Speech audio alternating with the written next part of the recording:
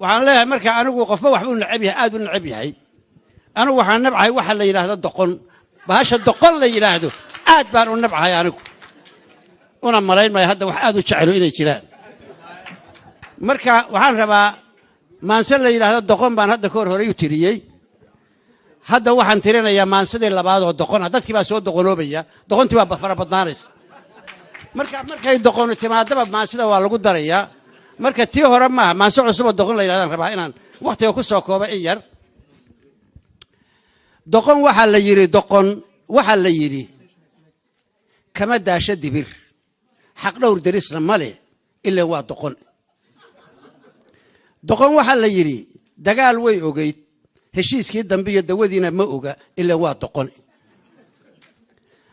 waxa la yiri duruufaha adag garashiyo dadaal ruuxi isku dara ka dabaalan kara doqonna waxa la yiri markastaba dayacan dareen wacanna male ilaa waa doqon waxa la yiri dhaqan diin dad iyo dal wax kuma tartee dumi bay taqaan ilaa waa doqon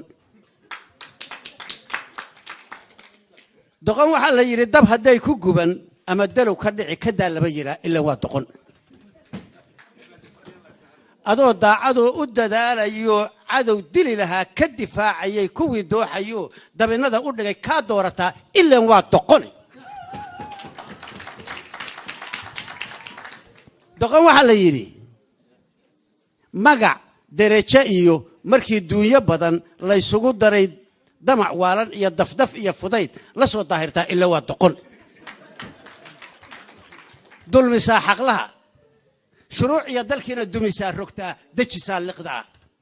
duniduna dhammaan deyn ku yeelataa dulsaarkuna bataa dembi kororstaa dadku wada nacaa ilaa waa doqon